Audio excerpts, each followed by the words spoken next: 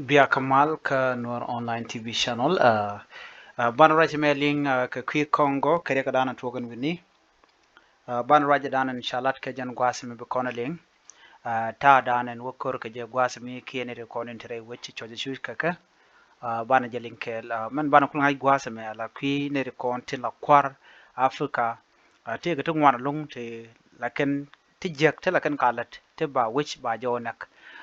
Lo chicken ne ken chicken ga gujen ho kana la kan ga ne ko ken ho kala ne ko ken kala naun gwaz me kon kulen gwaz me chala ro ne kuma Congo la kan de ni jore tin ku kala lok ka Korean KM23 moch ka yo ti shop ke 3000 I mean 5000 gwaz me ala kuma ne me la yuti ramke la te ke kini $8 ramkel karo ate kindi dollar mena jenen ramkel karo ade midich ba muke kindi dollar ka mercenaries kene de content chano win to gold ten kokin ano ku kendi ni ken tin kulela de ni ken ji Congo la karam kel moch ka ko dollar karo ade ki ku dangro dollar no no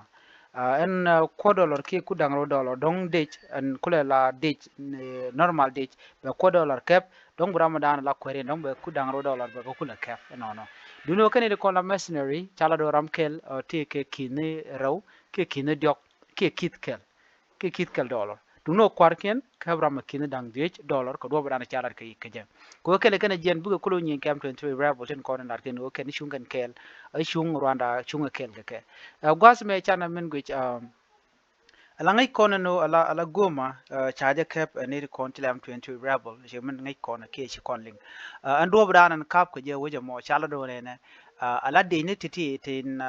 larana mo ka kor dollar karwade no ka kwane ko la mercenaries ke de indian content be ala de ni jor tin jero din ko shi kula surrender tama titka M23 rebel waken la ka mo ka yo to ko dollar lo chiken gujen waken ngar kuma Congo ngar ken ke tegdien no ka mishi M23 rebel chik banda wo ka goma an gwasa mo shukani shugaje no ngum de ran de liu ka je ka tel ma kam ka je no la ran chwa lena ma pin be ma be je yak be kum be je yak jen nen yen ma ka reality ka de cha yak ka na jen kum na nan de nin continent pin kum ala government dung Congo ala ken cha ju ne ka do brana chalat dung do shiken ngoy ni je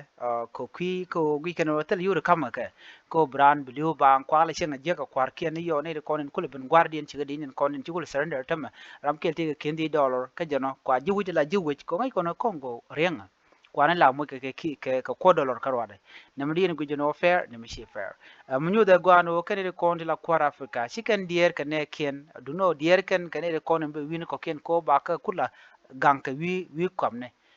ramutel mu de no ne mercenary ne na kana to kwa ji wuti kwa la nak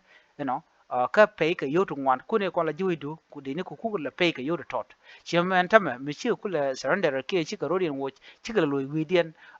ko ala ken ken de chop ke ku dang dok to ken romanian ti chop ku dang dok to mercenary ken de content na tin chi surrender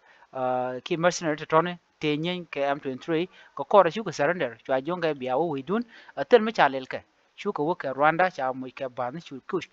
chi wona ka Romania we dien ne di chu ku dang jok te pe ke ram ke kin dang die ke ram ke kin dang ro ke ram ke kin dang jok ya Afrika gor ka no de ka rodien je kwar ken de kan yo me cher kana gwa ko na me na ken ne ken ne di pe ke yutu ngwa la Congo men ter ke tin jente ka da pe ka kwak dia la jen dan ter ken winami chala do teme ala ne konte la M20 rebel wa wo kare wi do dien men si di bo mishin ne ke goma bo mete ne ke 1 million ne 1 million te gare de ono chikme de goma wa ka weni teme tong mi wo gan winami ko kan nyo kap ko kan wo wonyam jen dan to ko teme ko Congo ne biat ka mal e update ne me ko nan to re we ka Congo